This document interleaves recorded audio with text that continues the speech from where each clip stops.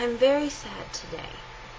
I found out this morning from my sister that my absolute favorite contemporary author passed away last night. His name, his pen name was Robert Jordan. His real name is James Oliver Rigney. He's from South Carolina.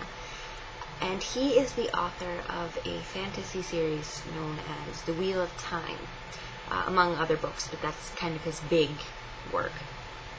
And sometimes I get a little embarrassed, including that in the list of things that I read, quite fanatically, really, because I'm such a fan of classic literature, It just doesn't sound as sound.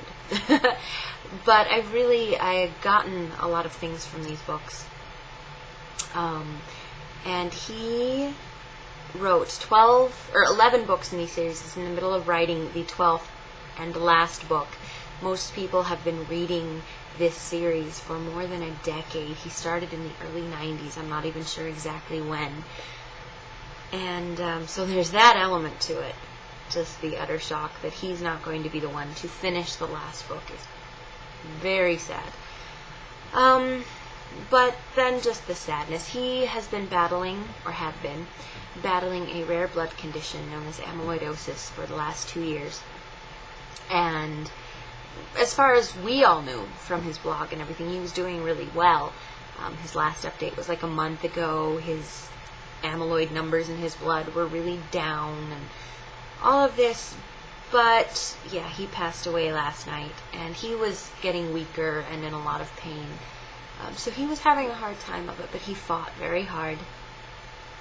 And of course, we're all, every fan of the books is just devastated. There were a lot of things I got from his books, a lot of themes within them that made me feel a little better about reading them. They were incredibly well written, and I don't say that about a lot of contemporary books. I'm really picky. It's kind of sad, actually. But some of the way that I carry myself now even has to do with his books. Just the way that he wrote about the fact that how you carry yourself, no matter how you're feeling on the inside, how weak and scared, if you carry yourself as calm and cool and collected, that's how people will perceive you, and that's how the more powerful people in life handle themselves, and that's how they rise to positions of power, to positions of strength, because they know how to carry themselves, good or bad. That helps them, and that was a theme that really helped me in the last few years since I've begun reading the series. And the greatest theme, definitely, in his books is the idea that men and women working together, using their strengths and pulling on each other's weaknesses, are often responsible for the greatest accomplishments. At least that's the way it should be, that we're kind of designed to work in that contrast together. And that was a really great theme. Some of the strongest characters in his book are women. And he has a great understanding of women and how men and women interact that made the books absolutely rich and very descriptive. And he will be missed. I was hoping I would get the chance to meet him one day. He stopped doing conventions and book signings and such the last couple of years as he's gotten sicker. So I'm very sad about that. And this is just my little nod to him and his work, I guess.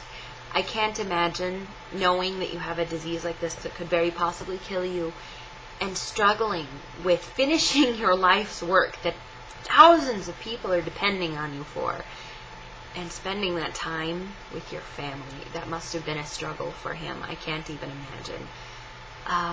So that's really all I have to say. Rest in peace, Robert Jordan. And as you were very fond of saying of the characters in your books, may you shelter in the palm of the Creator's hand.